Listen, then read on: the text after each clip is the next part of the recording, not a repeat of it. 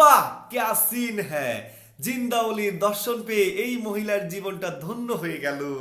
তো যাই হোক, এটা কি ইসলাম সম্মত? একদমই না। ইসলামে নারী পুরুষের দূরত্ব মেনটেন করা কঠোরভাবে হারাম করা হয়েছে এবং পর্দা ফরজ করা হয়েছে যে নারী পর্দা করবে এবং পুরুষ দৃষ্টি সংযত করবে। কিন্তু এগুলোর কোনো মালাই মানছেন? আসলে এটা তাদের নৈতিক নৈতিক চরিত্রের ছিটাফোঁটা দেখা গেছে। তাদের আসল চরিত্র এখনো জাতি জানে না। এরা যে কত ভয়ঙ্কর এবং জঘন্য। আহ, এরা হচ্ছে মুনাফিকি করে এদের জন্ম, এরা মুনাফিকি করেই যাচ্ছে। ওই যে খালেদা জিয়াও বলেছে জামাত ইসলাম এরা মুনাফিক। তো আসলেই এরা মুখে এক কথা বলে কাজে আরেক কথা বলে। এরা ধর্মের কথা বলে রাজনীতি করে। তারপরে দেখবেন যে এরা ধর্মটাকেই মানে না। তারা বিশ্বাস করে ইসলাম ধর্মে ভুল আছে, হ্যাঁ, পবিত্র কোরআনে ভুল আছে। তারা সেই কোরআন নাকি সংস্কার করা দরকার এটা বিশ্বাস করে। তারা নাকি আবার কোরআনের আইন প্রতিষ্ঠা করবে। আসলে এটা জাতির সাথে ধোঁকাবাজি ছাড়া, মুনাফিকি ছাড়া আর কিছুই না। মাওলানা ভাসানী বলে গেছেন যে নীল নদের পানি যেমন নীল নয়, জামাত ইসলাম মানে ইসলাম নয়। ইসলাম এরা লাগাইছে ধর্মপ্রাণ মুসল্লিদের ইমোশনকে কাজে লাগানোর জন্য। আসলে এরা দেখবেন যে হিন্দুদের মন্দিরে গিয়ে গীতা পাঠ করে, গজল গায়, তাদের মন্দির পাহারা দেয়।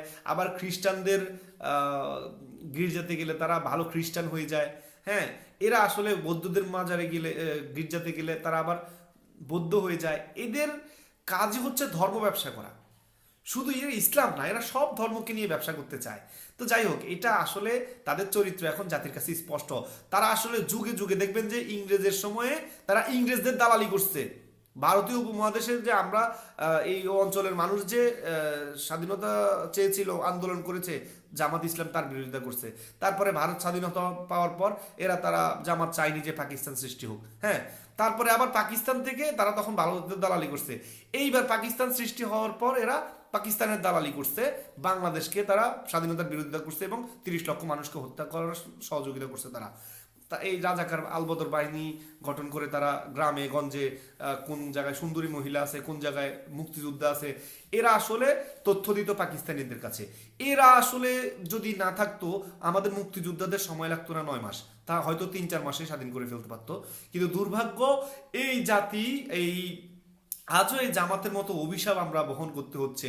মানে কি বলবো।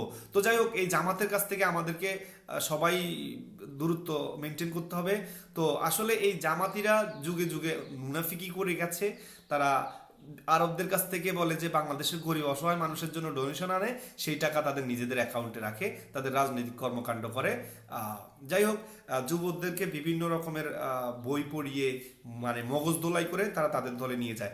আসলে এদের মানে আকিদার সাথে ইসলামের আকিদার অনেক ভুল আছে। তারা ইসলামের ব্যবহার করে তারা জনগণকে ধোঁকা দেয়। ধন্যবাদ।